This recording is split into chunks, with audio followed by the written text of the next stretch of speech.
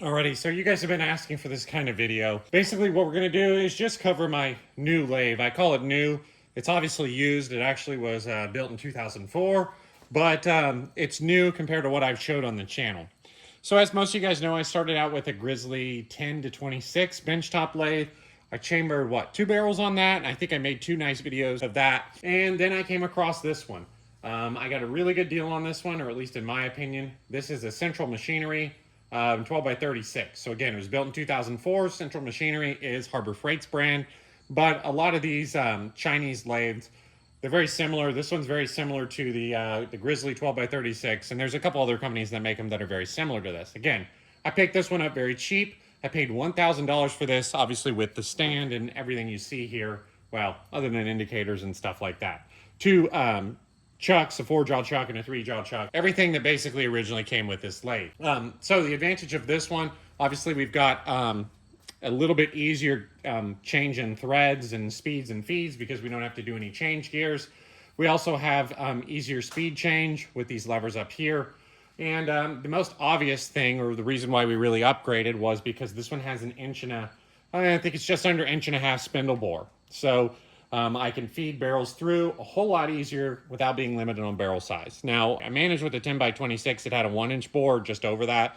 I managed pretty well with that, but obviously this is a whole lot better situation. And like I said, it's got I got a good deal on it. Paid $1,000 for it. So as you can see right now, there's something in the chuck. I'll give you a little bit of a close-up here. I'm actually chambering another barrel. This one's for my Aero Solus. So let me zoom in here. All right, so as we can see here, I've got a barrel chucked up in this lathe. I built some little copper jaws. They're really simple to build, just so that we can basically indicate that barrel like this and this through the bore of the lathe.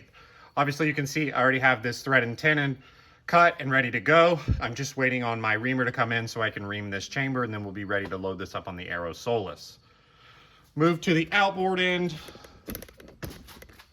We can see that I have a spider set up here. Basically, these are some bolts that you can buy from Grizzly. They're like $7. They've got nice copper tips on them and a nice fine thread pitch. And I went ahead and drilled those holes and tapped that so we could have a basically a spider on the outboard side so we could indicate our barrel. And there's obviously a cover that usually goes over this. I have that off. Don't really need that whenever I've got these bolts spinning around because it makes it a whole lot easier to indicate when that cover is not on there. Now we're over to our quick change tool post. This is just a cheap quick change tool post off of Amazon. This is a must. I mean, this makes this process so easy to change tools. You'll only put up with the tool holder that comes with it for about 5 seconds before you change. Basically what you'll see here is I have just basic tools. All of these were purchased from Amazon. They're not expensive tools. You know, I've got a small boring bar here. I've got, let's see, a turning tool, and all of these were cheap tools off Amazon. Nothing fancy, nothing like that. And they've allowed me to do everything that I needed to do as far as getting barrels threaded, chambered, and, you know, all the stuff you really want to do. Also, moving over to like indicators and things. For the most part, I've used just basic cheap indicators. This was probably like $10 on Amazon. And then I have, you know, a different indicator that I use up top on the cross slide sometimes. Again, just cheap indicators with cheap stands. They've done the trick just fine. I do have one indicator that's a little bit nicer. Let me grab it. So it's a Schar's long contact indicator. I think the contact point is close to 2 inches. And I use that to go ahead and dial in the throat. So this is my main indicator that I use to dial in the throat whenever I go through. I do typically use this other small one though on the bore side, and I've got good results with all my barrels, as you guys have seen. You know, they've gone just fine. So basically, I just wanted to kind of make this video showing that my new lathe, the 12 by 36, some of the tools that I use. A lot of people you'll see online talk about how expensive it is for tooling or expensive it is for indicators or lathes or whatever.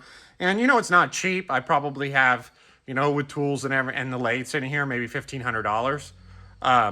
But you know, it's not near as expensive of what people say. I've got by just fine using some of the cheap tools. Not to say that they're the best, but they have worked for me, and you guys have seen the results I've got on the channel with my barrels has been pretty darn good, especially for someone who doesn't have any official training. I don't have any training. Basically, I watched some of Gavin Tube's videos from Ultimate Reloader and basically just jumped on in. Two other pieces of equipment that I use that you guys might want to see. I've had really good luck with this, Viper's Venom. I think that's what most people use. You can purchase it from Grizzly. And then I also use this floating reamer holder, which is a copy of, I forget which one. It's a copy of one of the name brand popular ones.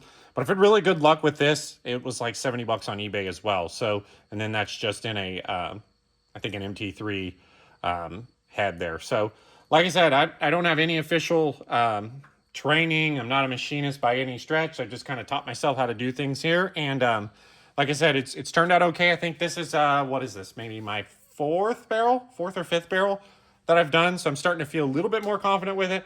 But I basically just wanted to make this video showing you my lathe setup, what I use, and basically answer a lot of questions where people ask me like, do I have any training, or how'd I get into this, or you know, what lathe or tools do I use? So hope you guys enjoyed this one. It's a different type of video, and you guys did get a sneak peek that the Solus is going to be done quite soon, just as soon as my reamer comes in the mail. So hope you guys enjoyed this one. Thanks for subscribing, and if you like more videos like this, go ahead and comment down below, and we'll keep making some random videos like this. So thank you for subscribing, and we'll see you next time.